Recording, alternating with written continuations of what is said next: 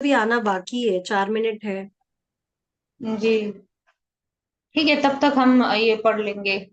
मंत्र करते हैं और शुरू का एक श्लोक है वो पढ़ लेंगे। ओम नमो भगवते वासुदेवाय। ओम नमो भगवते वासुदेवाय। ओम नमो भगवते वासुदेवाय। ओम अज्ञानतिमिरान्धस्य ज्ञानाञ्जनशलाकया चक्षुरुन्मीलितं येन तस्मै श्रीगुरुवे नमः। नमो विष्णुपादाय कृष्णप्रेष्ठाय भूतले श्रीमते भक्तिवेदांत स्वामी निति नामिने। नमस्ते सरस्वती देवे गौरवाणी प्रचारिणे निर्विशेष शून्यवादी पाश्चात्य देशतारिणे नमो महावदन्याय कृष्ण प्रेम प्रदायते कृष्णाय कृष्ण चैतन्य नामने गौरत्विषे नमः। हे जय श्री कृष्ण चैतन्य प्रभु नित्यानंद श्री अद्वैत गदाधर श्रीवासादि गौर भक्त वृंद। हरे कृष्णा कृष्ण कृष्ण हरे हरे, हरे राम राम राम हरे हरे। हरे कृष्णा कृष्ण कृष्ण हरे हरे, हरे राम राम राम हरे हरे। हरे कृष्णा कृष्ण कृष्ण हरे हरे, हरे राम राम राम हरे हरे। हरे कृष्णा, सभी का स्वागत है लेवल 3 की कक्षा में। हरे कृष्ण माता जी, दंडवत प्रणाम। हरे कृष्ण माता जी। कृष्ण, राम सभी को। हरे दंडवत। हरे कृष्णा माता जी। हरे कृष्ण माता जी, सादर हरे प्रणाम। कृष्ण माता जी, दंडवत प्रणाम। प्रणाम सभी को। हरे कृष्णा सभी को प्रणाम, सादर प्रणाम सभी को। आज कौन श्लोक आप पढ़ेंगे? पहला वाला श्लोक हम पढ़ते हैं जो समर्पण वाला श्लोक है, भक्ति रसामृत सिंधु के शुरू में ही है, फर्स्ट पेज पर।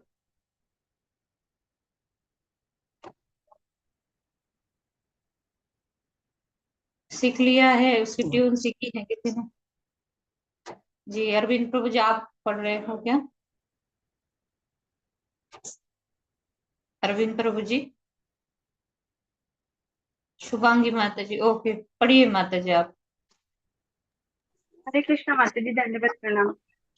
हरे कृष्ण, दंडवत प्रणाम।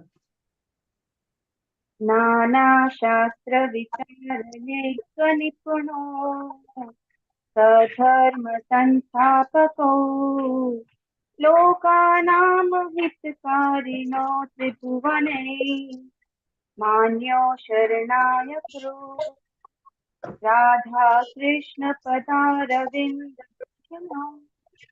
नंदे नमस्तालिको वंदे रूप सनातनो रघुयुगो श्रीजीव गोपालको। हरे कृष्ण। अरे उसका मीनिंग भी, अर्थ भी पढ़िए माता जी। जी माता जी। मैं श्री सनातन गोस्वामी, रूप गोस्वामी, श्री रघुनाथ भट्ट गोस्वामी, श्री रघुनाथ दास गोस्वामी, श्री जीव गोस्वामी तथा श्री गोपाल भट्ट गोस्वामी, इन छयों गोस्वामियों को सादर नमस्कार करती हूँ और करता हूँ, जो समस्त मानवों के लाभार्थ सनातन धर्म की स्थापना करने के उद्देश्य से समस्त शास्त्रों का आलोचनात्मक अध्ययन करने में परम निपुण है। इस तरह वे तीनों लोकों में समादरित हैं और शरण लेने के योग्य हैं, क्योंकि वे गोपी भाव में निमग्न रहकर राधा कृष्ण की दिव्य प्रेमा भक्ति में लगे रहते हैं। हरे हरे कृष्ण, हरि बोल। धन्यवाद माता जी, बहुत सुंदर गाया आपने श्लोक। ठीक है, हम श्लोक अभी याद करेंगे।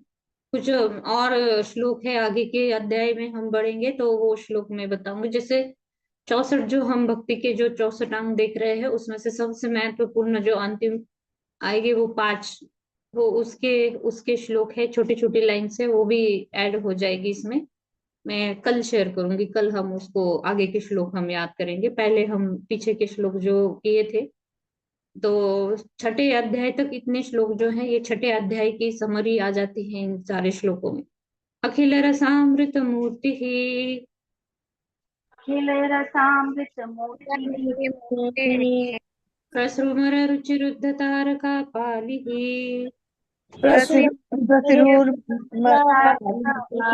कपाली कलित श्यामा ललितो कलित राधा प्रियान विदुर जयति राधा विधुर जयति हृदि यस्य प्रेरणया हृदय प्रेरणया प्रवर्तितोऽहं वराकरूपोऽपि प्रवर्तितोऽहमराकरूपोऽपि अस्य हरेः पदकमलम् तस्य हरेः पदकमलम् वन्दे चैतन्यदेवस्य वन्दे चैतन्यदेवस्य। शुद्ध भक्ति की व्याख्या क्या है? पूरे भक्ति रसामृत सिंधु में यही ये व्याख्या सबसे महत्वपूर्ण है। यही पूरा ग्रंथ ही इस व्याख्या के ऊपर आधारित है। अन्याभिलाषिता शून्यम अन्याभिलाषिताशून्यम् ज्ञान कर्मादि अनावृतम ज्ञानकर्माद्यनावृतम् आनुकूल्येन कृष्णानुशीलनम् आनुकूल्येन कृष्णानुशीलनम् भक्तिरुत्तमा भक्तिरुत्तमा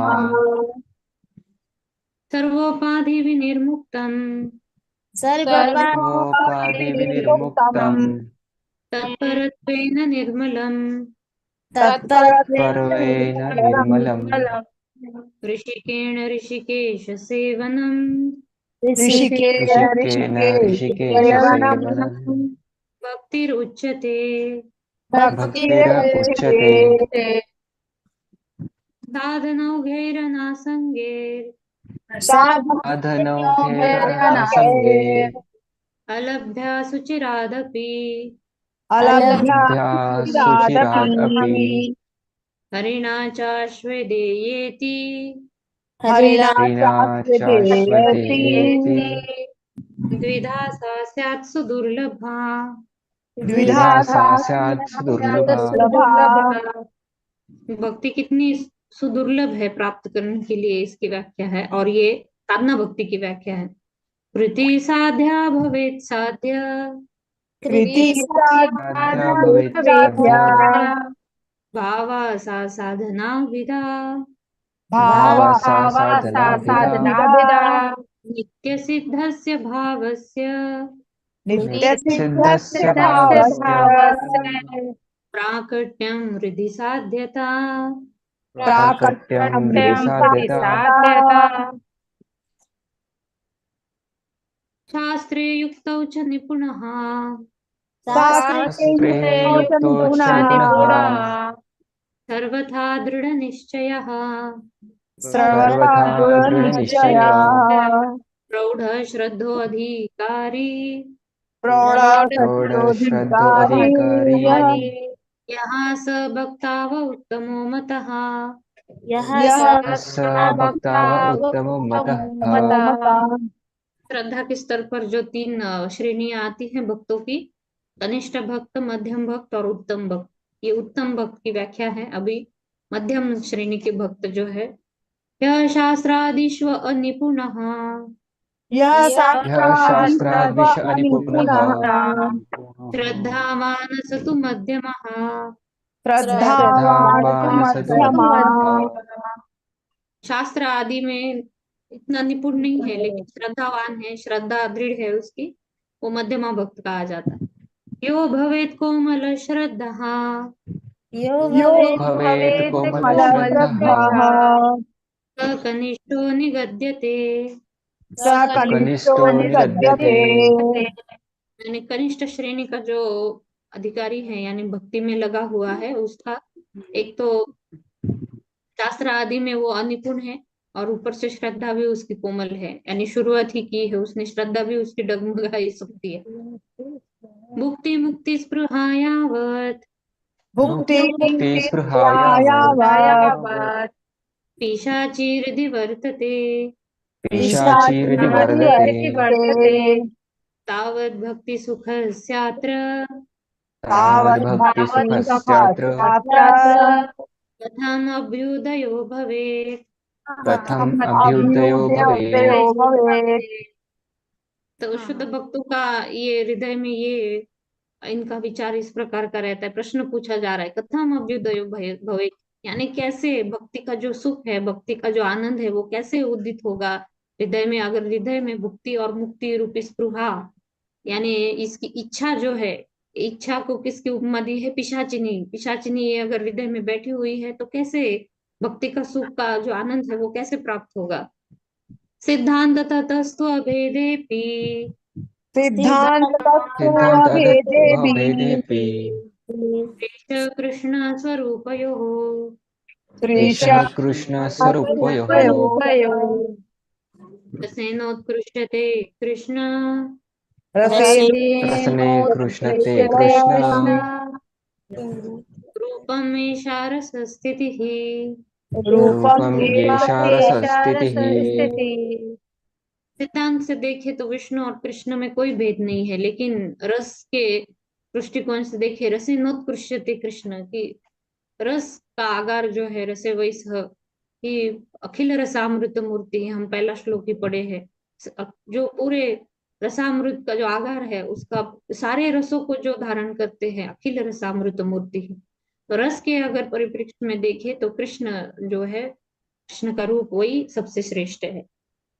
ये शुद्ध भक्ति के जो 6 लक्षण हैं इसकी व्याख्या है।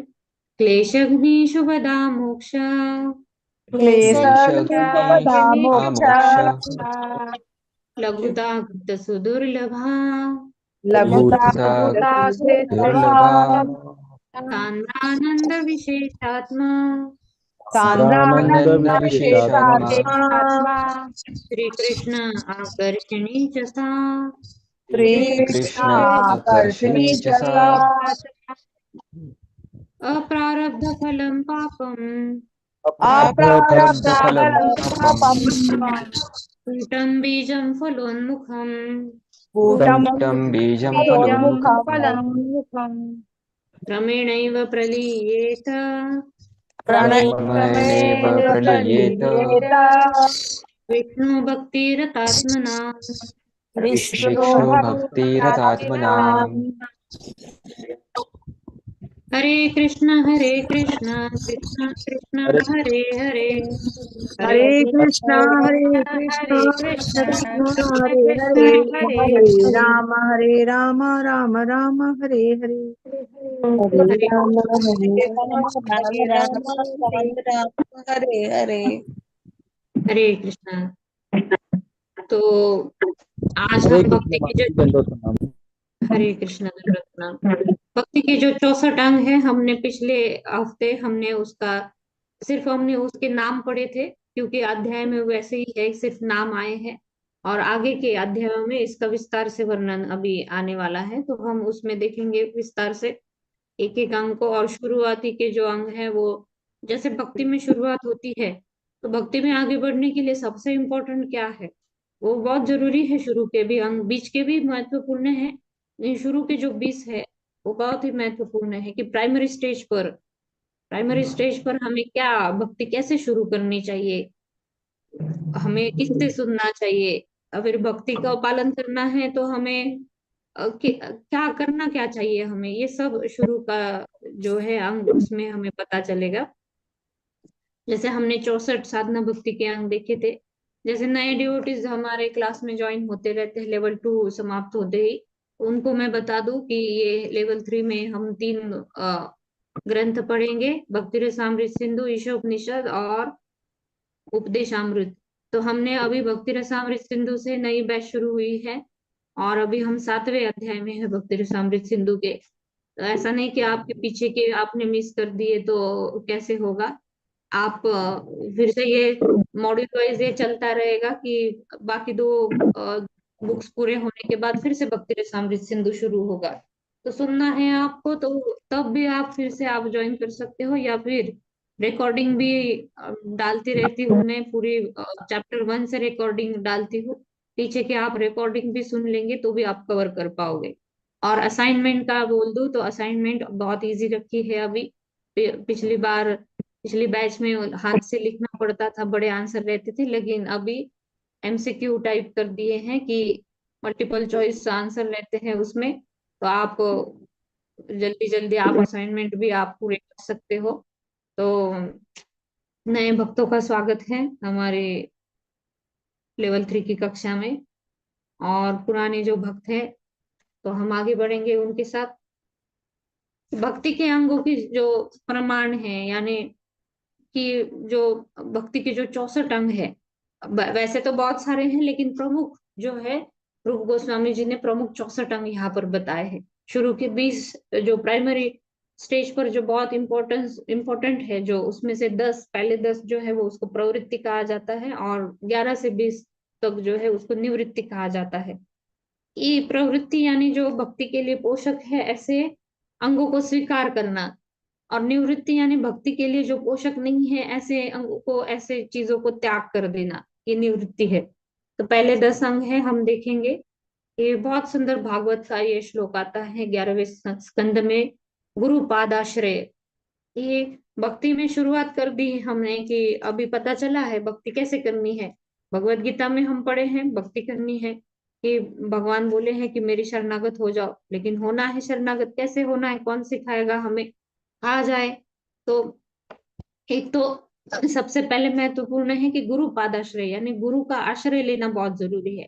फिर शिक्षा गुरु है, दीक्षा गुरु है। शिक्षा गुरु अनेक हो सकते हैं, दीक्षा गुरु एक होते हैं, और इस प्रकार की शिक्षा गुरु, और वो भी कैसे, गुरु परंपरा में। और फिर गुरु कैसे होने चाहिए, कैसे हमें गुरु का चुनाव करना चाहिए, शिष्य में क्या पात्रता होनी चाहिए, गुरु में क्या पात्रता होनी चाहिए, ये सब इसमें आने वाला है। कि गुरु पादाश्रय, गुरु की शरण लेनी है तो किस भाव से गुरु की शरण लेनी चाहिए, क्या भाव होना चाहिए गुरु की शरण लेते हुए, भगवत गीता में भी हम पढ़ चुके हैं। लेकिन उसको फिर से हम यहाँ पर चर्चा करेंगे। कि मैं श्लोक भी आपके साथ शेयर करूंगी।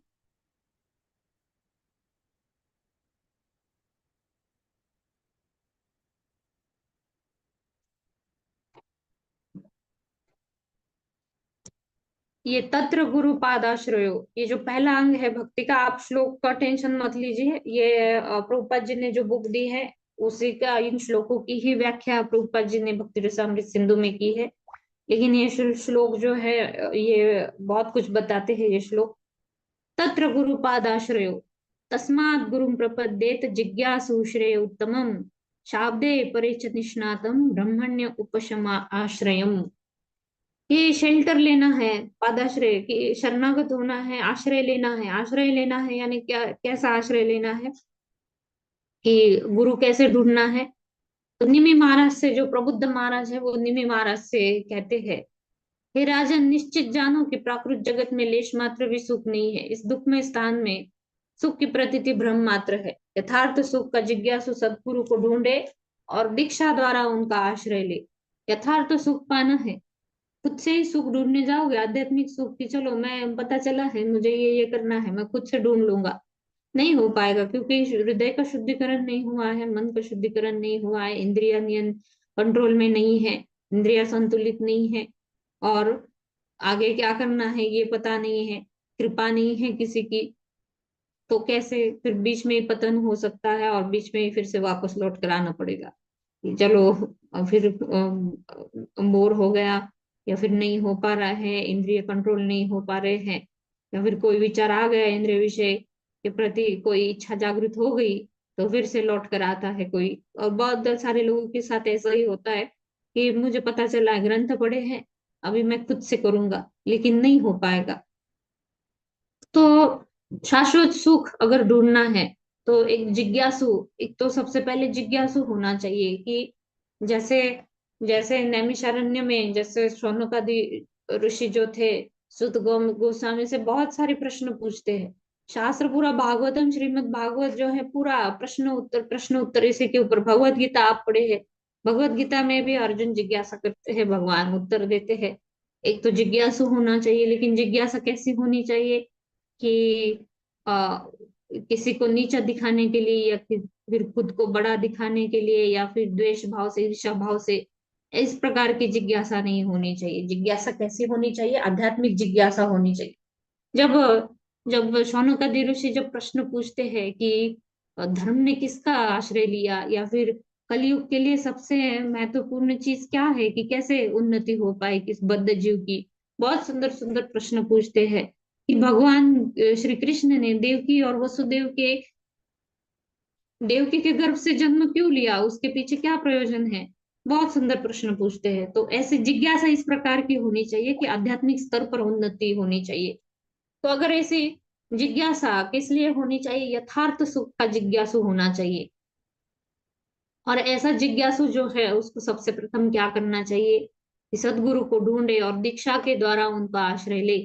गुरु वही बनने योग्य है जो स्वयं युक्ति और विमर्श द्वारा शास्त्रों के सिद्धांतों में निष्णात हो और दूसरों को भी इन सिद्धांतों में निष्ठ कर सके। कि शास्त्र भी कैसे कि प्रामाणिक शास्त्र हो, प्रामाणिक परंपरा में आए हुए हो। कि गुरु परंपरा का अर्थ क्या है कि सिर्फ नाम जुड़े हैं कि चलो इनके गुरु ये, इनके गुरु ये, इनके गुरु ये नहीं। गुरु परंपरा का अर्थ है कि जो सबसे पहले नारद मुनि से जो ज्ञान आया है, ये नीचे नीचे नीचे जो ज्ञान आया है उसमें कोई भी बदलाव न करते हुए जो उनके गुरु ने कहा उसका पालन करते हुए वही अपने शिष्यों को दिया है, उन्होंने अपने शिष्यों को दिया है। इस प्रकार देश काल परिस्थिति के, जैसे मैंने पिछले अध्याय में भी बताया था पिछले हफ्ते में, कि सिद्धांत सिद्धांत एक होता है लेकिन देश काल और परिस्थिति के अनुसार उसके उसके जो नियम है वो नियम थोड़े बदल सकते हैं। तो जैसे भक्ति सिद्धांत सरस्वती महाराज जी के वक्त 64 माला किया करते थे। उनका नियम था 64, उनके शिष्यों को 64 माला करनी चाहिए। लेकिन प्रभुपाद जी ने क्या किया कि आज की जो परिस्थिति है और कलयुग आगे बढ़ता जा रहा है, 64 माला अगर किसी को बोलेंगे तो वो भक्ति में आ ही नहीं पाएगा। तो इसलिए प्रभुपाद जी ने 64 की जगह 16 माला कर दी। लेकिन नियमित रूप से संख्या गान की, संख्या पूर्वक नाम गान नति भी, जैसे 6 गोस्वामी जो है वृंदावन के, वो संख्या पूर्वक नाम गान नति भी, ये संख्या पूर्वक नाम गान करते थे। तो ऐसे सिद्धांत एक है कि हरे कृष्ण महामंत्र का जप करना है और रोज प्रतिदिन 16 माला जप करना है। तो सिद्धांत वही है हरे कृष्ण महामंत्र का, मंत्र में कोई भी चेंजेस नहीं आए। लेकिन देशकाल परिस्थिति के अनुसार 16 माला 64 की जगह 16 माला हो गई। तो कम से कम 16 माला है, आप ज्यादा भी कर सकते हो। ऐसा नहीं कि 16 प्रभुपाद जी ने बताया 16 ही करनी बस स्टॉप, नहीं, 16 से भी ज्यादा कर सकते हो लेकिन प्रतिदिन कम से कम 16 माला नियम होना चाहिए। इस प्रकार कि सदगुरु को ढूंढ रहे, गुरु वही बनने योग्य है जो स्वयं युक्ति और विमर्श द्वारा शास्त्रों के सिद्धांतों में निष्णात हो।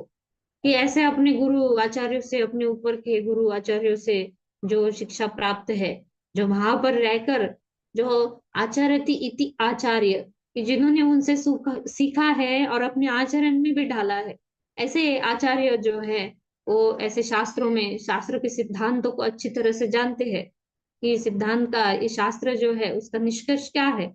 उसमें कोई चेंजेस नहीं आएंगे कि चलो सामने कोई बड़ा आदमी आया, कोई नेता आया और कोई आया तो उसके सामने ये शास्त्र का निष्कर्ष ही बदल दिया जाए कि नहीं, हाँ ठीक है आप ये करोगे तो शास्त्र में ये बताया है कि आपका अगर बिजनेस बढ़ाना है तो ये हरे कृष्ण महामंत्र का जप करो, आपका बिजनेस में उन्नति होगी। नहीं, जो गुरु परंपरा में जो आचार्य आते हैं वो सही चीज बताते हैं कि हरे कृष्ण महामंत्र ने ये आर्थिक उन्नति के लिए नहीं है, आध्यात्मिक उन्नति के लिए है।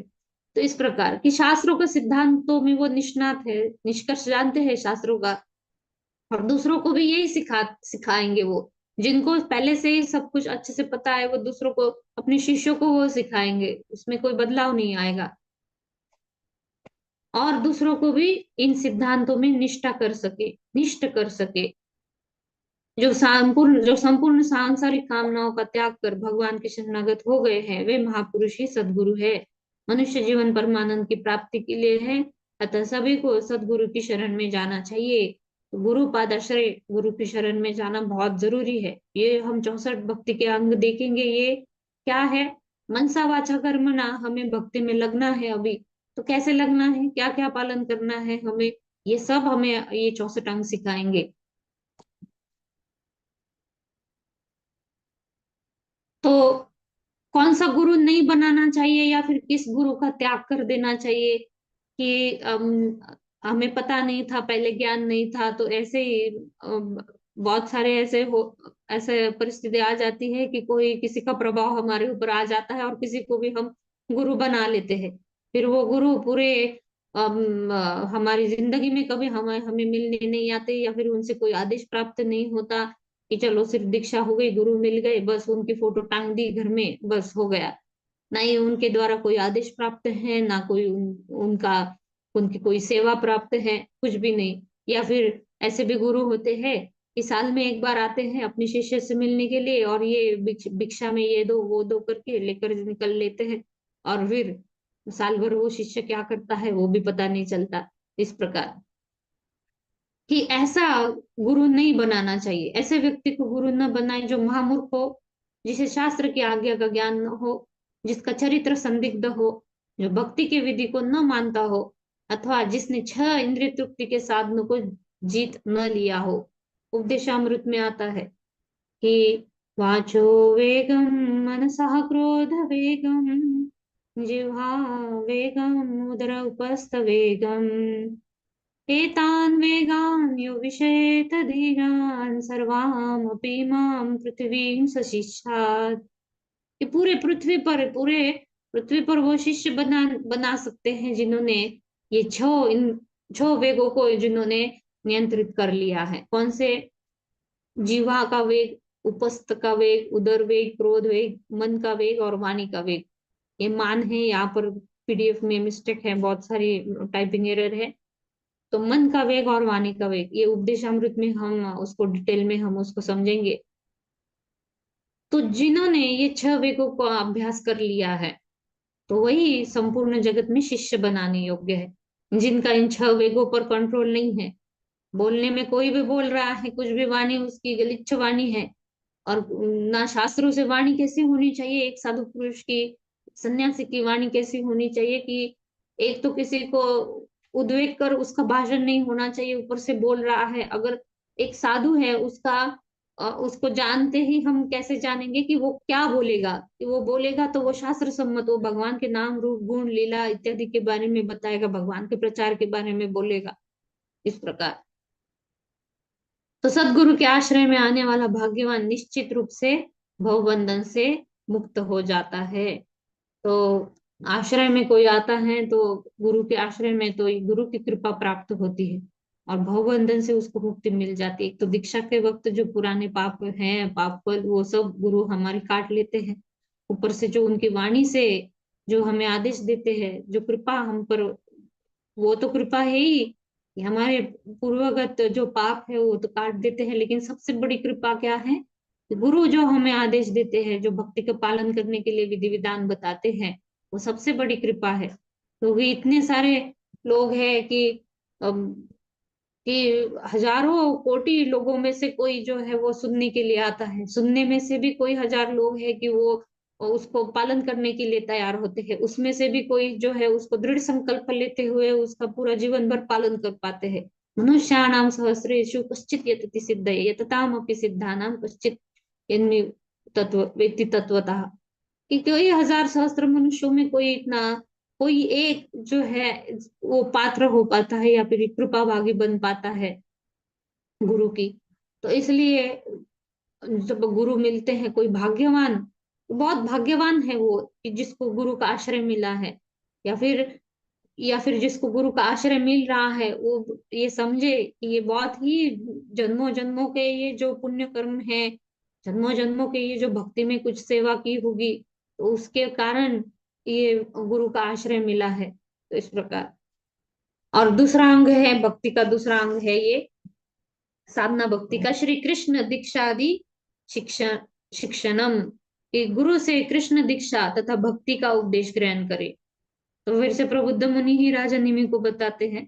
कौन पढ़ेंगे इसको? आप हैंड रेज कर सकते हो, हैंड रेज कीजिए आप, ताकि जी रीता पंडित माता जी आप पढ़िए मुझे। हरे कृष्ण माता जी, श्री प्रभुपाद की जय। माता जी जो स्क्रीन पर दिया हुआ है वही पढ़ो ना। ये प्रबुद्ध मुनि ने राजा से आगे कहा, यहाँ से पढ़िए।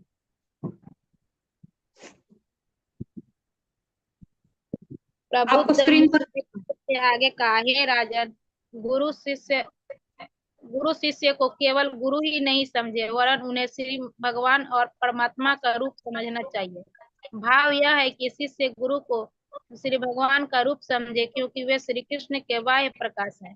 सभी शास्त्रों से यह प्रमाणित है कि शिष्य गुरु को इसी रूप में माने। गुरुदेव के लिए पूर्ण श्रद्धा और आदर भाव के साथ श्रीमद् भागवत का गंभीर अध्ययन करना चाहिए। हरे कृष्ण माता जी। और आगे पढ़ने में तो हाँ हाँ, ये पूरा कर लीजिए। श्रीमद् भागवत का श्रवण कीर्तन वह धर्म पथ है जिससे साधक भगवत सेवा और भगवत प्रेम तक उन्नति करता है। शिष्य का भाव सदा यही होना चाहिए कि गुरुदेव प्रसन्न हो, तब उसके लिए आत्म विद्या बड़े सुगम हो जाएगी। वेदों में इसका समर्थन है और स्वरूप गोस्वामी आगे बताएंगे कि श्री भगवान और गुरु में अनन्य श्रद्धालु के लिए संपूर्ण तत्व अपने आप स्फुट हो जाता है। हरे कृष्ण। धन्यवाद माता जी। ये आगे का बाद में पढ़ेंगे हम कि शिष्य गुरु को केवल गुरु ही नहीं समझे वरन उन्हें श्री भगवान और परमात्मा का रूप समझना चाहिए। कि गुरु को उस स्थान पर हमें रखना चाहिए कि भगवान गुरु गुरु जो है परमात्मा रूप में, भगवान अंदर से भी परमात्मा रूप में भगवान गुरु ही है कि परमात्मा रूप में वो अंदर से हमें आदेश देते रहते हैं और वही बाहर गुरु के रूप में वही अपना विस्तार करके गुरु के रूप में हमारे जीवन में आते हैं। तो उन्हें भी हमें वही स्थान देना चाहिए जो हम भगवान को स्थान देते हैं, उसी प्रकार उनका हमें आदर करना चाहिए। चैतन्य चरितामृत में बहुत सुंदर श्लोक आता है कि दीक्षा पुरश्चर्य विधि अपेक्षा न करे, जिह्वा स्पर्शे या चांडाल सब बारी उद्धारे। कि सबसे जो निम्न श्रेणी का है चांडाल व्यक्ति को भी मुक्ति पा सकता है कि जब दीक्षा लेकर जब गुरु के आश्रय में जाकर कोई हरिनाम उच्चारण करता है। हरिनाम तो वैसे ही ले रहे हम, ऐसा नहीं कि हरिनाम बिना गुरु के बिना दीक्षा के हरिनाम ले रहे तो उसका कोई महत्व नहीं है। क्या है महत्व है, वो धीरे धीरे शुद्धिकरण करता है हरिनाम और हमारी श्रद्धा बढ़ाता है।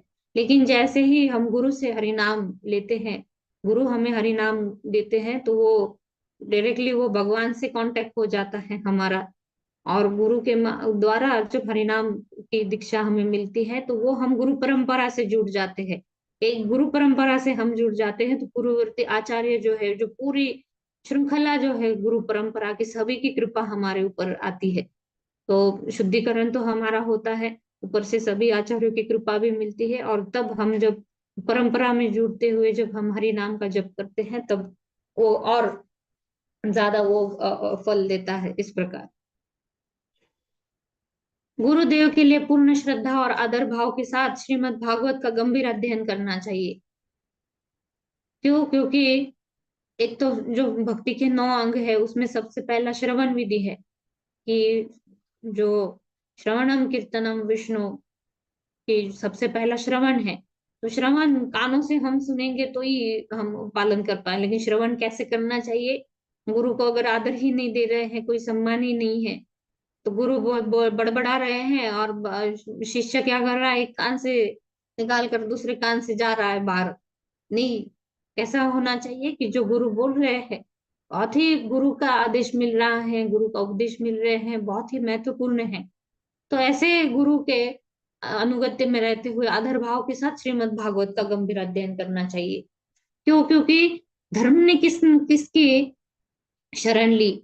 तो जैसे ही भगवान कृष्ण अपने स्वधाम उपगते, भगवान कृष्ण अपने स्वधाम चले गए, तो भगवान ने ही अपना विस्तार करके ये जो श्रीमद् भागवत है इसका सूर्य की तरह इसका उदय हुआ।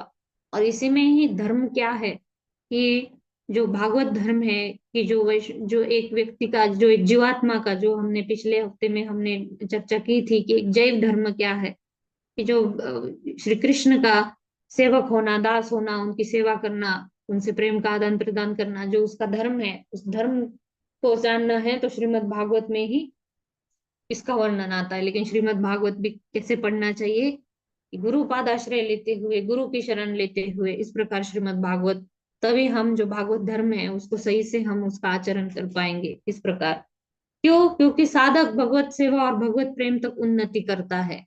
साधना भक्ति में जो शुरू में हम क्या है, हम साधना भक्ति के लिए हम प्रैक्टिस कर रहे हैं, हम शुरुआत कर रहे हैं साधना भक्ति में। अभी हम साधना भक्ति में जाने के लिए हम शुरुआत कर रहे हैं, हम साधक है। तो ऐसे साधक को गुरु का आश्रय बहुत जरूरी है कि अभी तुरंत तो पात्रता नहीं है दीक्षा लेने के लिए, तो तब तक हमें शिक्षा गुरु के हमें आश्रय में रहना चाहिए।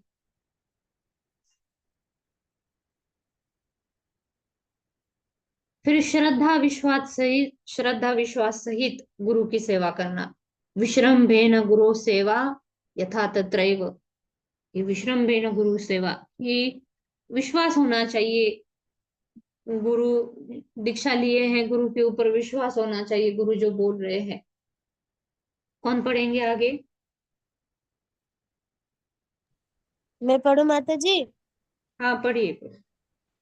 गुरु से दीक्षा ग्रहण करने के संबंध में श्रीमद् भागवत 11.17.27 में भगवान श्री कृष्ण कहते हैं, हे उद्धव, गुरु को मेरा रूप ही नहीं वरन मेरा आत्मा ही समझना चाहिए। उन्हें साधारण मनुष्य कभी न समझे। साधारण मनुष्य के जैसे गुरु से कभी द्वेष न करे। उन्हें सदा श्री भगवान का प्रतिनिधि मानना चाहिए। गुरु की सेवा करने से सारे देवताओं की सेवा संपन्न हो जाती है।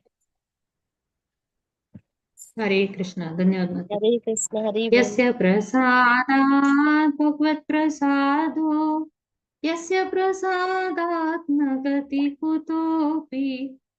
यस्य प्रसादात् भगवत् प्रसादो, गुरु की प्रसन्न हो गए तो भगवान प्रसन्न हो जाएंगे, लेकिन गुरु को ही रुष्ट कर दिया तो न गति कुतोऽपि, कहाँ पर गति होगी उसकी?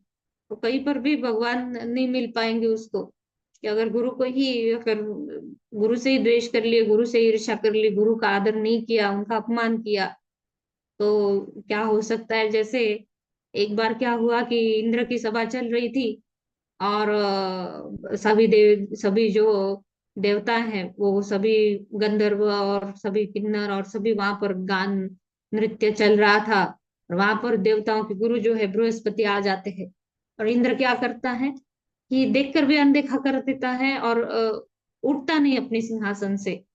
तो गुरु बृहस्पति को पता चल जाता है कि इंद्र को गर्व हुआ है, और वहां से चले जाते हैं। और कहाँ पर गए किसी को समझ में नहीं आता, कहाँ पर गए। फिर बाद में इंद्र को समझ में आता है कि मैंने गुरु का अपमान कर दिया, और गुरु ने तो त्याग कर दिया। अब असुरों को पता चल जाता है कि देवताओं के गुरु ने इनका त्याग कर दिया है देवताओं का, और फिर असुर आक्रमण कर देते हैं इनके ऊपर। और फिर इंद्र भागता है ब्रह्मा जी के पास। ब्रह्मा जी बोलते हैं कि अभी किसी को तो गुरु बनाना पड़ेगा। गुरु नहीं है तब तक कोई आश्रय नहीं है। गुरु का हाथ तुम्हारे सर से उठ गया तो सभी को पता चल गया है, अभी तुम्हारी शक्ति जो है वो शक्ति भी क्षीण हो जाएगी। तो अभी असुर आक्रमण करेंगे तो किसी को तो गुरु बनाना पड़ेगा। तो फिर कैसे, फिर एक असुर को एक गुरु बनाते हैं। और इस प्रकार वो फिर वृत्रासुर की कथा आती है भागवतम में।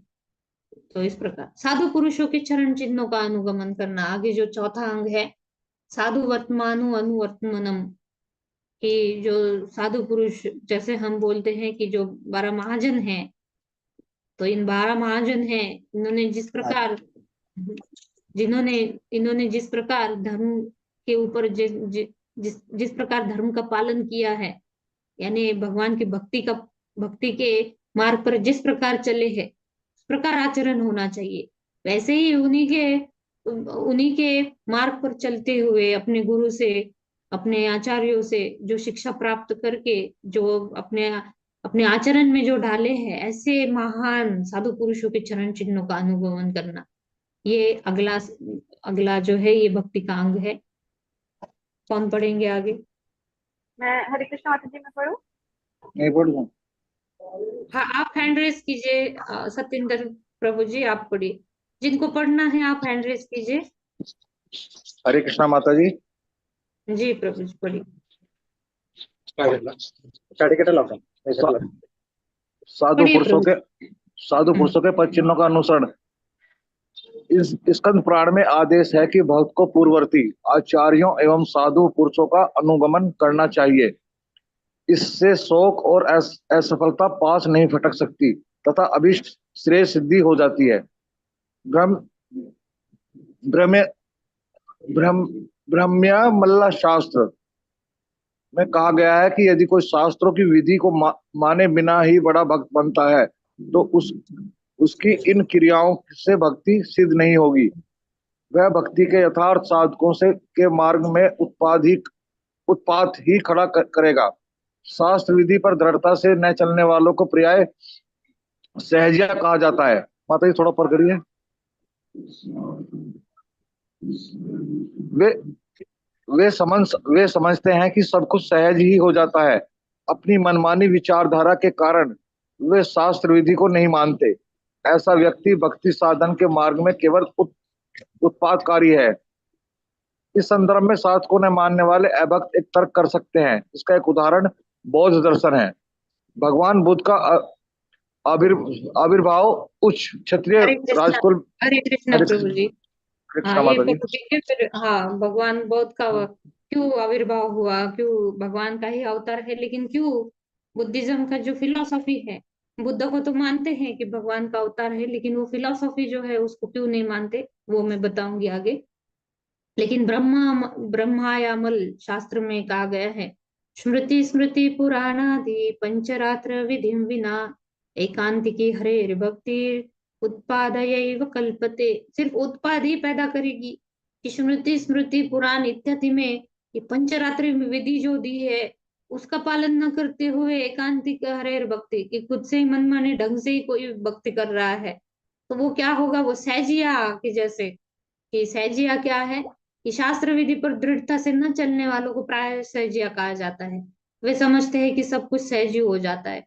कि क्या करते हैं कि हाँ, गोपियां सबसे श्रेष्ठ भक्त हैं भगवान की, हम भी गोपी बन जाएंगे और गोपी के जैसे ड्रेस पहन के, पुरुष भी वैसे ड्रेस पहन के लिपस्टिक लगाकर और श्रृंगार करके गोपियों के जैसे नाचने लगते हैं और हम भी गोपी बन गए। नहीं, कि पहले साधना भक्ति करनी है। साधना भक्ति करते हुए पहले शुद्धिकरण होना चाहिए, हृदय का शुद्धिकरण होना चाहिए, मनसा वाचा इंद्रिया पूरी। ऋषिकेण ऋषिकेश सेवया, हमने देखा था वो श्लोक दूसरे नंबर का। तो पूरा इंद्रिया मनसा वाचा हमें क्या करना है, हमें शुद्धिकरण होना बहुत जरूरी है। कब होगा, जब हम जो इंद्रियों के स्वामी जो है उनके सेवा में हम इन इंद्रियों को लगाएंगे। लेकिन कैसे लगाएंगे, कौन बताएगा? जो प्रामाणिक परंपरा में जो गुरु है, जिन्होंने इसका पालन किया है, जिनको इनकी अनुभूति है, जिनको साक्षात्कार है खुद को, उनके मार्ग पर अनुगमन करते हुए उन्होंने बताया है, उसका ही पालन करते हुए हमें चलना चाहिए। नहीं तो क्या होगा, उत्पाद पैदा करेगा समाज में। जैसे वृंदावन में, कलकत्ता में ये सहजिया जो है ये देखने मिलेंगे हमें। कर रहे हैं भक्ति, लेकिन वो कैसे कर रहे हैं, बिना किसी शास्त्र विधि पर दृढ़ता से, बिना पालन करते हुए, शास्त्रों के विधि विधानों को नहीं पालन कर रहे हैं। इस प्रकार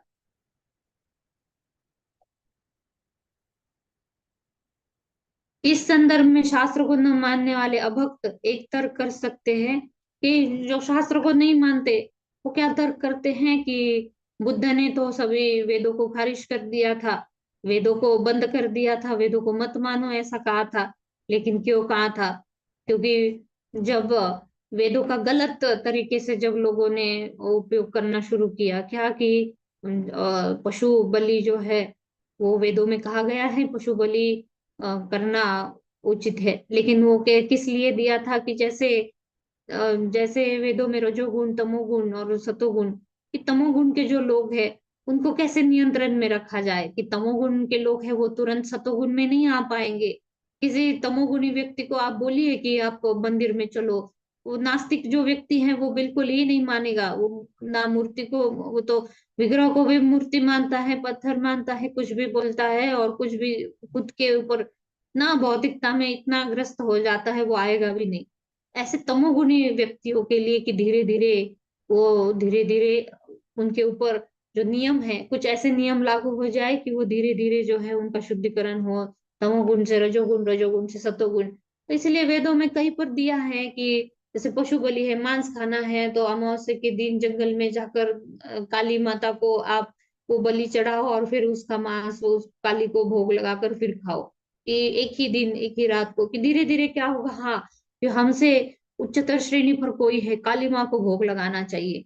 तो ऐसे धीरे धीरे क्या होगा कि किसी देवी देवताओं पर उसकी श्रद्धा स्थापित हो जाएगी, धीरे धीरे उसका शुद्धिकरण होगा, वो सुनने के लिए पात्र बनेगा, फिर आगे आगे आगे वो रजोगुण की कोई और कोई उसको बताने जाएगा तो उसको भी सुनेगा।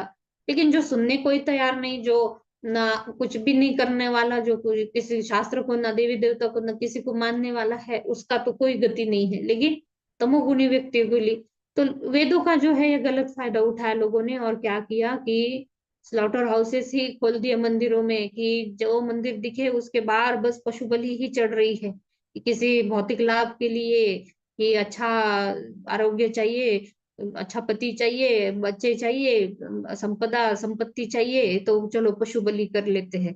तो ऐसे इतनी पशु हत्या होने लगी, तो फिर बुद्ध का अवतार हुआ, और फिर बुद्ध ने क्या किया कि मत मानो वेदों को, ऐसा उन्होंने उस जो अवतार है, भगवान के कोई भी अवतार हो, तो भगवान के जो अवतार है उस क्षण उस परिस्थिति में जितना जो ज्ञान देना चाहिए, उस ज्ञान के हेतु को सामने रखते हुए भगवान उतनी ही अपनी शक्ति प्रदर्शित करते हैं, इस प्रकार। तो तब नरसिम्हा भगवान है, नरसिम्हा भगवान ने अवतार लिया, तो वो ग्वाल बालों के साथ जैसे भगवान कृष्ण वृंदावन में क्रीड़ा कर रहे हैं, वैसी लीला नरसिम्हा भगवान नहीं करेंगे। या फिर भगवान राम है, राम का अवतार हुआ है मर्यादा पुरुषोत्तम के रूप में, तो उनकी लीला वो मर्यादा में रहते हुए ही उनकी लीला हुई। ऐसे ही भगवान ने बुद्ध का अवतार लिया, तो वो जो वेदों का गलत फायदा उठा रहे थे लोग, वो उसको बंद करने के लिए फिर बुद्ध का अवतार लिया। और और इसीलिए वो उस परिस्थिति में वो जो फिलॉसफी थी, वो उन लोगों के लिए उस परिस्थिति में सही थी। लेकिन भक्ति के लिए ये फिलॉसफी जो है ये एक तरह से शून्यवाद की तरफ जाती है, कि शास्त्रों को न मानना, मूर्ति पूजा न करना, ये जो है शून्यवाद की तरफ लेकर जाती है। लेकिन उस परिस्थिति में वो उन लोगों के लिए ठीक था, लेकिन अभी के लिए जो है, जो चैतन्य महाप्रभु के आगे भी भगवान ने अवतार लिए, आगे भी भगवान ने जो उपदेश दिए हैं, तो अभी के लिए चैतन्य महाप्रभु ने जो भक्ति के लिए जो हमें आदेश दिए हैं, हरे कृष्णा महामंत्र दिया है, हमें कलयुग का युग धर्म हमें सिखाया है, तो अभी के लिए हमें वो अभी व्यावहारिक नहीं है हमारे लिए वो।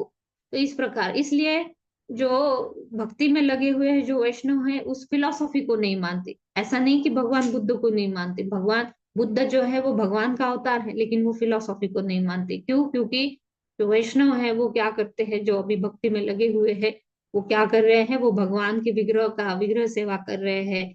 भगवान ने जो भगवत गीता, श्रीमद् भागवत, इन ग्रंथों को पढ़ रहे हैं। तो इनमें से फिर बाद में शंकराचार्य जी आए, शंकराचार्य जी ने अद्वैतवाद का प्रदर्शन किया। ऐसे बहुत वो फिर बहुत गूढ़ विषय है वो। इस प्रकार भगवान बुद्ध का यहाँ पर बताया गया है कि महान आचार्य शंकर का आविर्भाव होने के बाद यह बौद्ध धर्म भारत की सीमा के बाहर खदेड़ दिया गया। फिर ये फिलॉसफी को जो है ये खारिज कर दिया गया शंकराचार्य ने।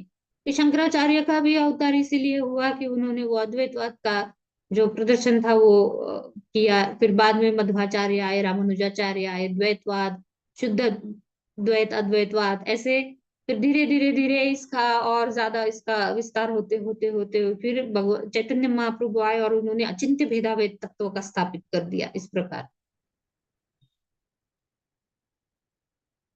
तो यहाँ पर दिया है कि शास्त्र की अवज्ञा करने वाले बौद्ध एवं अन्य मतावलंबी प्राय कहते हैं कि भगवान बुद्ध के ऐसे कितने ही भक्त हैं जो उनकी सेवा के परायण हैं, अतः उन्हें भी भक्त समझा जाना चाहिए। इस तर्क के उत्तर में रूप गोस्वामी कहते हैं कि बौद्धों को भक्त नहीं माना जा सकता। यद्यपि भगवान बुद्ध कृष्ण के अवतार मान्य है, परंतु ऐसे अवतारों के अनुयायी वैदिक ज्ञान में अधिक उन्नत नहीं होते।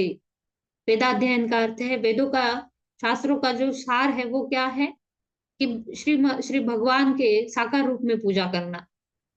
लेकिन अगर वो वेदों में ही पारंगत नहीं है, वेदों को ही नहीं मानते, तो शास्त्र का निष्कर्ष जो है, जो सार है वही नहीं जानते, तो फिर कैसे भक्ति कर पाएंगे वो। तो इसलिए जो मत श्री भगवान के परमेश्वरत्व का निराकरण करे वह त्याज्य है, क्योंकि वह नास्तिकवाद है, इस प्रकार।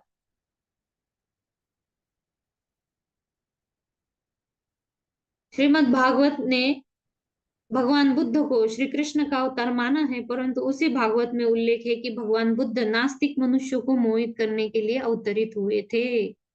तो भगवान बुद्ध का अवतार इसलिए हुआ था कि जो नास्तिक लोग हैं, तमोगुण में हैं, ऐसे लोगों को आकर्षित करने के लिए कि कम से कम ये धीरे धीरे ऊपर उठ पाए, इसलिए।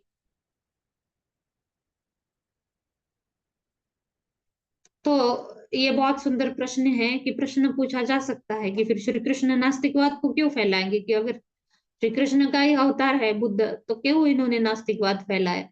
तो इसका उत्तर यह है कि श्री भगवान की इच्छा थी कि वेदों के नाम पर उस समय चल रही हिंसा को रोका जाए। इस प्रकार आप बाद में इसको आप पढ़ लीजिए भक्ति वृक्षा में इसको विस्तार से। फिर आगे का है सद्धर्म की जिज्ञासा। तो मैंने जैसे बताया जिज्ञासा करनी चाहिए, लेकिन कैसे जिज्ञासा करनी चाहिए। तद विद्धि प्रणिपातेन परिप्रश्नेन सेवया उपदीक्षन्ति ते ज्ञानम ज्ञाननस तत्वदर्शिना। किसी तत्वदर्शी के पास आप जाते हो तो किस प्रकार जिज्ञासा करनी चाहिए कि तद विद्धि प्रणिपातेन, कि एक तो सबसे पहले उनका आश्रय लेना चाहिए। ऐसे नहीं कि द्वंद्व भाव से कि द्वंद्व छिड़ना है, हमें उत्तर प्रत्युत्तर देना है कि हमें कितना ज्ञान है, उनके ऊपर जाकर हमें प्रदर्शित करना है। नहीं, एक तो आश्रय लेना है। आश्रय यानी क्या, कि जैसे अर्जुन ने आश्रय लिया कि कार्पण्य दोषो प्रवृत्ति स्वभाव शिष्यस्ते हम शादी माम त्वाम प्रपन्नम, कि मैं आपका भी शिष्य हूँ, आप जो बताएंगे वो मैं सुनूंगा, उसको मैं स्वीकार करूंगा। तो सुनने के लिए तैयार होना चाहिए। ऐसे नहीं कि फिर जाकर सामने किसी हम तत्वदर्शी के सामने जाकर हम ही बड़बड़ा रहे हैं, बस उनसे कुछ सुनने के लिए हम सुन ही नहीं रहे हैं, हमारी हम बातें चाड़ रहे हैं। नहीं, कैसे होना चाहिए कि एक तो आश्रय लेना चाहिए, तद्विद्धि प्रणिपातेन परिप्रश्नेन सेवया, कि प्रश्न पूछना चाहिए। जिज्ञासा कैसी, आध्यात्मिक उन्नति के लिए जिज्ञासा होनी चाहिए, आत्म साक्षात्कार के लिए जिज्ञासा होनी चाहिए। क्योंकि शाश्वत जो है वो आत्मा है, बाकी भौतिक चीजों की जिज्ञासा करोगे तो वो नश्वर है, वो तो एक बार वो नष्ट हो जाएगी काल के प्रभाव के कारण। लेकिन जो सही आध्यात्म, जो शाश्वत आनंद है, जो सुख है, वो किसमें है, आध्यात्मिकता में है। तो ऐसे आध्यात्मिक जिज्ञासा होनी चाहिए। लेकिन कैसे, कि सेवया, की सेवा करके, उनकी सेवा भी करनी चाहिए। तो उनकी सेवा करके फिर ऐसे जिज्ञासा करनी चाहिए। तो पद्म पुराण में उल्लेख है, जिसने प्राकृत इंद्रिय तृप्ति को त्याग कर भक्ति के सिद्धांतों का अंगीकार कर लिया है, विष्णु लोक का ऐश्वर्य उसकी प्रतीक्षा में है। सॉरी, नारदीय पुराण में कहा है, जो भक्त का यथार्थ अभिलाषी है भक्ति का, उसे सर्वाभिष्ट तत्काल सिद्ध हो जाते हैं। सर्वाभिष्ट उसके सिद्ध हो जाते हैं। कि जिसको भक्ति में आगे बढ़ना है, अभिलाषी है, कि उसकी इच्छा है कि भक्ति में आगे बढ़ना है, भगवत प्रेम प्राप्त करना है, भगवान की सेवा करनी है, उसको ऐसी जिज्ञासा, सद्धर्म पृच्छा, इसको बोलता है सद्धर्म पृच्छा। तो ऐसी जिज्ञासा होनी चाहिए इस प्रकार। और फिर आगे का है श्री कृष्ण के प्रति के लिए, प्रीति के लिए सर्वस्व त्याग। तो सर्वस्व त्याग करना है, यानी चलो सभी कुछ छोड़ देते हैं, निकल लेते हैं जंगल, और अभी हमें कुछ भी नहीं करना है, बस अभी सब टेंशन खत्म। नहीं, ऐसे नहीं है। श्री कृष्ण के प्रीति के लिए, जैसे शुद्ध भक्ति मैंने बताया कि ये सूत्र है शुद्ध भक्ति का, कि आनुकूल्यन कृष्णानुशीलनम भक्ति उत्तमा, कि जो कृष्ण के लिए, जो भक्ति के लिए जो अनुकूल्यन है, उसका संकल्प करे, कि ऐसा संकल्प करे कि कृष्ण की प्रीति के लिए कि सर्वस्व त्याग करना है। त्याग यानी क्या, हम भगवत गीता में पढ़कर आए हैं, और हमने कितनी बार चर्चा भी की है कि त्याग, जो वैराग्य या फिर त्याग है, उसकी व्याख्या भी भगवत गीता में की है भगवान ने। कि वैराग्य यानी भक्ति में वैराग्य किस प्रकार का होना चाहिए, युक्त वैराग्य होना चाहिए। कि सभी कुछ भगवान की सेवा में जब भी सभी कुछ हम लगा देते हैं, उसके प्रति हमारा आकर्षण, आसक्ति नहीं रहती, तो वो वैराग्य उच्च प्रति का वैराग्य होता है। त्याग भी वही त्याग होना चाहिए जो भक्ति के लिए जो अनुकूल नहीं है, प्रतिकूल है, उसका त्याग होना चाहिए। लेकिन जो भक्ति के लिए अनुकूल है, जैसे जैसे एक फूलों की जो है, एक बगीचा दिख रहा है, एक कोई सन्यासी जा रहा है, वहां से एक भक्त जा रहा है, सन्यासी बोलेगा नहीं, मैं उसकी तरफ देखूंगा नहीं, फिर मैं उसको सूंघूंगा, फिर उसका उसका आनंद लेने का मुझे इच्छा होगी, फिर वही इंद्रिय भोग में मैं फंस जाऊंगा। तो इससे अच्छा है मैं उसकी तरफ देखूं ही ना। लेकिन एक भक्त है, वो क्या करेगा, इतना सुंदर फूल है ये, भगवान की मैं माला बनाता हूँ, भगवान के लिए उनके चरण कमलों पर मैं ये फूल मैं समर्पित करता हूँ, भगवान को मैं माला पहनाता हूँ। ऐसे मरकट वैराग्य का क्या फायदा कि जो भगवान की सेवा में जो लग सकता है कोई चीज, तो उसी का त्याग कर कर जा रहा है। तो नहीं, ऐसा नहीं करना है। अनुकूल्य से संकल्प, प्रतिकूल्य से वर्जित। प्रतिकूल्य ने वर्जित, जो भक्ति के लिए प्रतिकूल है उसका वर्जित, उसका त्याग करना। कि जैसे 4 नियमों का पालन करना है, मांसाहार नहीं करना है, जुआ नहीं खेलना है, द्यूत क्रीड़ा, अवैध संग, झूठ नहीं बोलना, ये सब जो है इसका त्याग करना है। ये सब ये प्रतिकूल है भक्ति के लिए, इसलिए इसका त्याग करना है। ये गुरु आचार्य ने बताया है, शास्त्रों में हमें दिया गया है कि ये जो है ये भक्ति के लिए प्रतिकूल है। तो इस प्रकार नींद का त्याग करनी है, कि जल्दी उठना है, सुबह नींद बहुत पसंद है लेकिन मंगल आरती करनी है, हमारे आचार्य ने बताया है मंगल आरती 4:30 बजे करनी है। तो त्याग क्या करना है, हमें नींद का त्याग करना है, जो हमें सबसे ज्यादा पसंद है। फिर एकादशी का व्रत करते हैं हम, तब हम अन्न का त्याग करते हैं। तो इस प्रकार पढ़िए, इसको कौन पढ़ेंगे? आकर्षित हरे प्रभु जी पढ़िए। हरे कृष्ण मंदिर, मतलब ये पद्म पुराण से पढ़ना है। हाँ, पद्म पुराण से। पद्म पुराण में उल्लेख है जिसने प्राकृत इंद्रिय तृप्ति को त्याग कर भक्ति के सिद्धांतों को अंगीकार कर लिया है, विष्णु लोक का ऐश्वर्य उसकी प्रतीक्षा में है। तीर्थवास। स्कंद पुराण का कथन है कि जो 1 वर्ष 6 मास, 1 मास अथवा एक पक्ष के लिए भी द्वारका में निवास करता है, उसका वर्ण करने के लिए वैकुंठ धाम और सारूप्य मोक्ष आतुर रहते हैं। ब्रह्मा पुराण के अनुसार, अहो, भगवान जगन्नाथ के 10 योजन व्यापी पुरुषोत्तम क्षेत्र का महात्म्य मनवानी का अगोचर कैसा अद्भुत है। स्वर्गीय देवता भी यहाँ के निवासियों को चतुर्भुज देखते हैं। नैमिषारण्य के ऋषि सत्र श्रील गोस्वामी पाद श्रीमद् भागवतम की कथा कह रहे थे।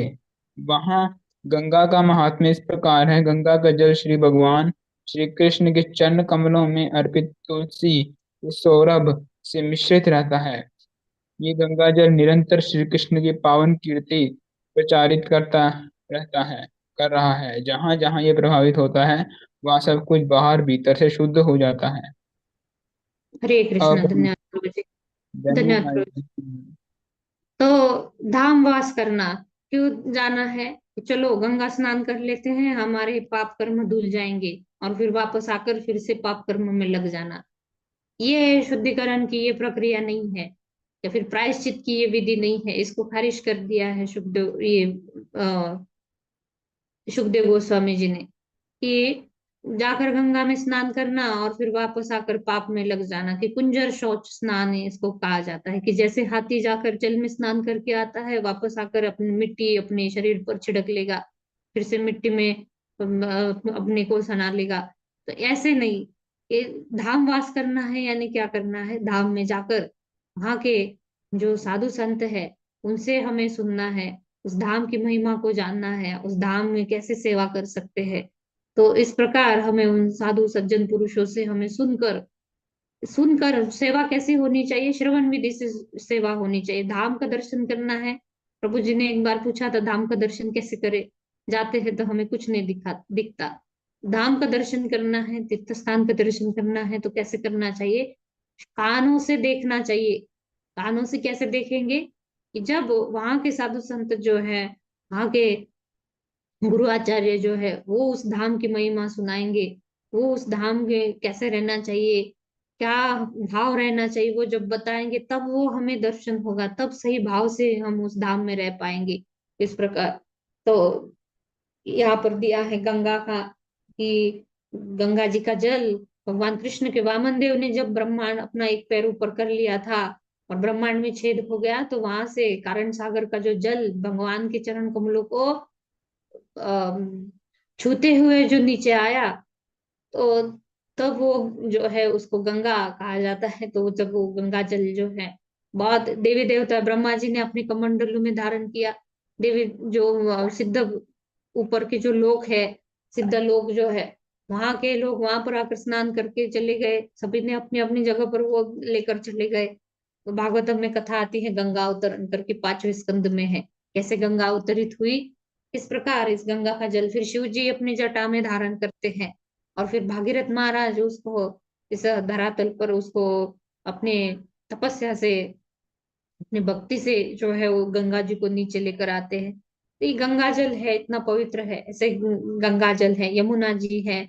तो इन पवित्र नदियों के किनारे जो धाम है, उन धाम में वास करना, तो इस प्रकार तीर्थ स्थान का वास करना, ये भी भक्ति के 64 अंगों में से जो प्रवृत्ति है। यानी क्या क्या करना चाहिए शुरू के 1 से 10 तक। धाम में वास करना चाहिए, तीर्थ स्थान में निवास करना चाहिए। आगे है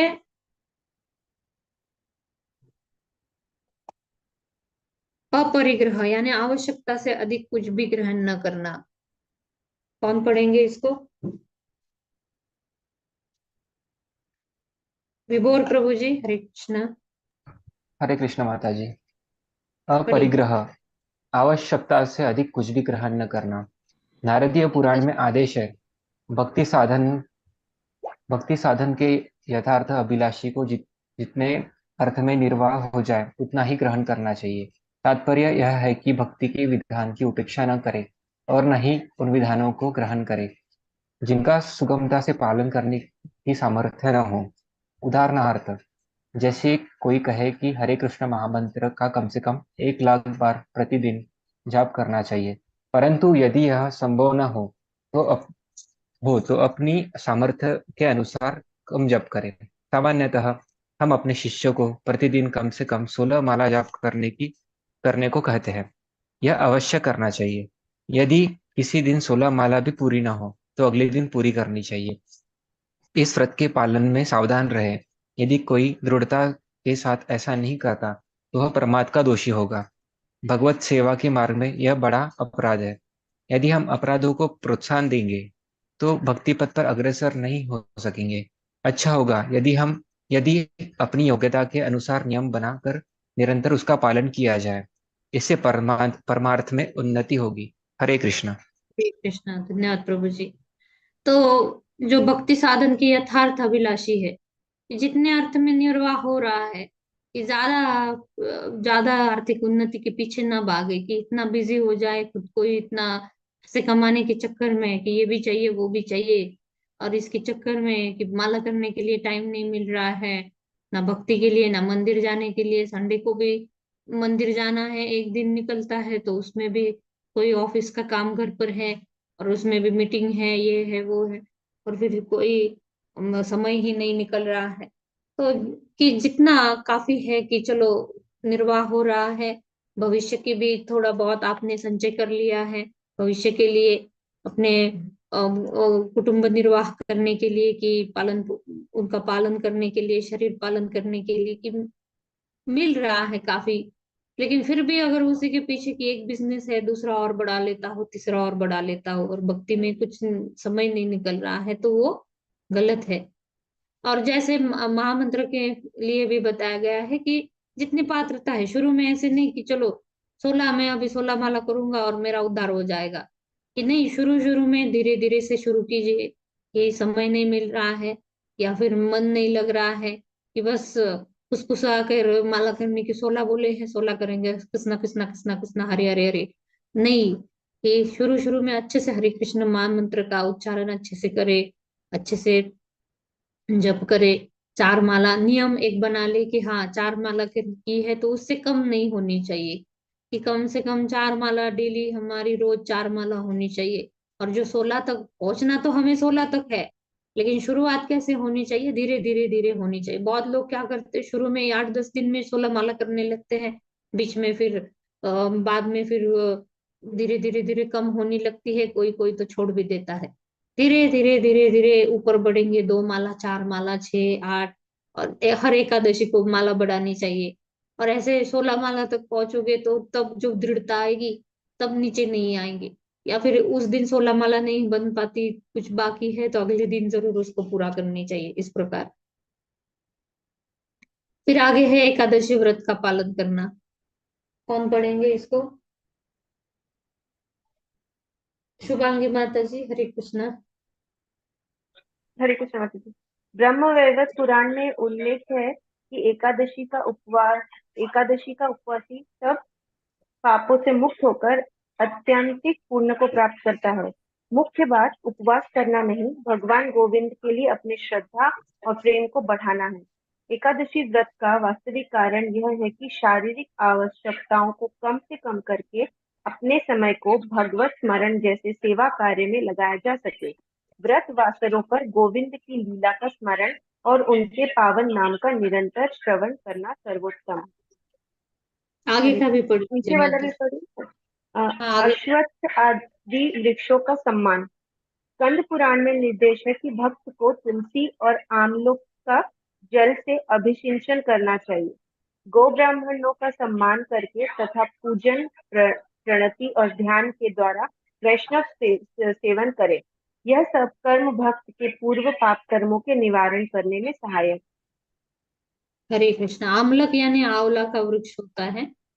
ये जो है एकादशी व्रत पालन करना, कि एकादशी का व्रत का पालन करेंगे तो ये उसका फल ये मिलेगा कि धन मिलेगा, यश मिलेगा और सिद्धि मिलेगी, या फिर कोई इंद्रिय तृप्ति की कामना है वो पूरी होगी। इसके लिए एकादशी का व्रत नहीं करना है। उपवास यानी भगवान के नजदीक जाकर बैठना, भगवान की सेवा करना। उस दिन व्रत इसीलिए रखा जाता है कि खाने पीने के ऊपर ज्यादा चिंतन न करके भगवान के नाम रूप गुण लीला के ऊपर चिंतन करना चाहिए।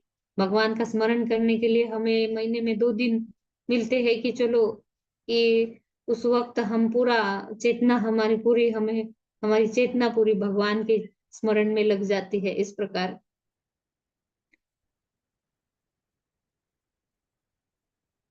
तो एकादशी के दिन सबसे अच्छा क्या है कि भगवान गोविंद की लीला का स्मरण करके उनके पावन नाम का निरंतर श्रवण करना, यानी नाम जप करना और भगवान की लीलाओं को स्मरण करना। ने लीला वो भी है कि भगवान ने कुरुक्षेत्र के युद्ध स्थल में भगवान ने जो अधरामृत उनका बरसा है, जो भगवत गीता, उसको पढ़ा जाता है। भगवान की लीलाओं का भी स्मरण किया जाता है। नाम जप भक्त के लिए, जो दीक्षित भक्त है उनके लिए जरूरी है कि एकादशी के दिन 25 माला उनको कंपलसरी करनी चाहिए। और अश्वत्थ आदि वृक्षों का सम्मान करना चाहिए। तुलसी है, आंवला का वृक्ष है। तुलसी, हम तो तुलसी महारानी को हर दिन हम जल चढ़ाते हैं। रविवार हो, कोई कोई बोलते हैं रविवार को नहीं चढ़ाना चाहिए, तो एकादशी को नहीं चढ़ाना चाहिए। हर दिन तुलसी महारानी को हमें जल चढ़ाना चाहिए। क्यों? क्योंकि उन्होंने वृक्ष के रूप में, वनस्पति के रूप में उन्होंने अपना वृंदा देवी है, उन्होंने अपना विस्तार किया है।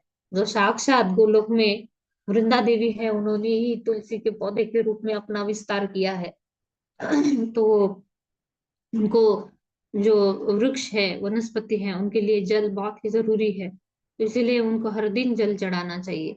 इस प्रकार गो ब्राह्मणों का सम्मान करके तथा पूजन, प्रणीति और ध्यान के द्वारा वैष्णव सेवन करे। वैष्णव की सेवा करनी है।